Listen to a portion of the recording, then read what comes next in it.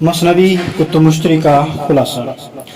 इब्राहिम कुतुब शाह का कोई बेटा नहीं था। दुआओं के बाद एक चांद सा बेटा पैदा हुआ। जवान हुआ तो उसके हुस्न और बहादुरी की धूम मच गई।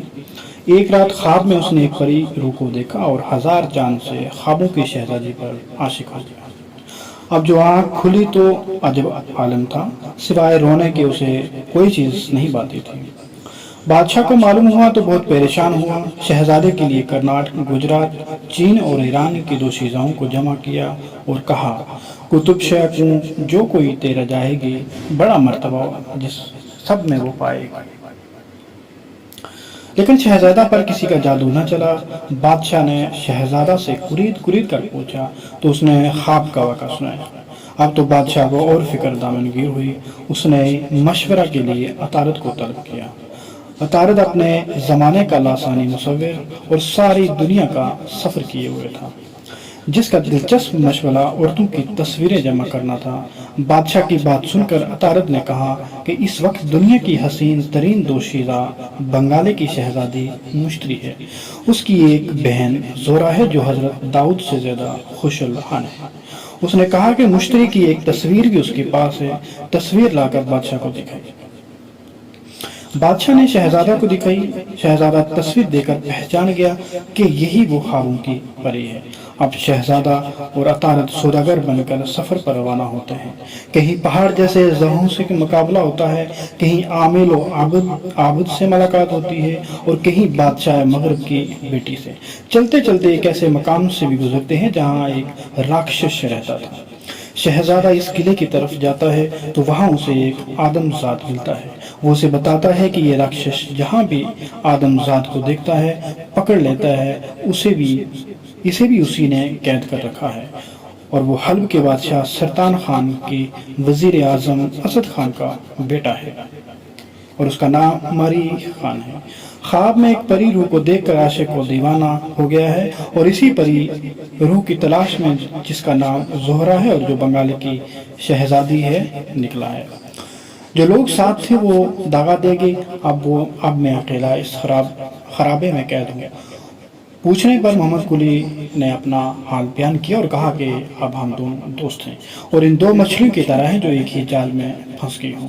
अभी ये बातें हो रही थी कि सामने से राक्षस दिखाई देता है। शहजादा आयतुल कुर्सी का हिसार बनता है और जंग करके राक्षस को कत्ल कर देता है।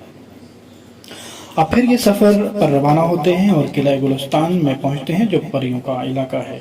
यहाँ महताब परी शहजादा पर आशिक हो जाती है और शहजादे को महल में बुलाती है। शहजादा दौरान मुलाकात राक्षस को हलाक करने का वाक़ा बयान करता है। ये सुनकर महताब परी खुश होती है और कहती है कि आज वो भी आज़ाद हो गई है। इस पर महफिल ऐश का हुक्म दिया जाता है और शराब का दौर चलता है।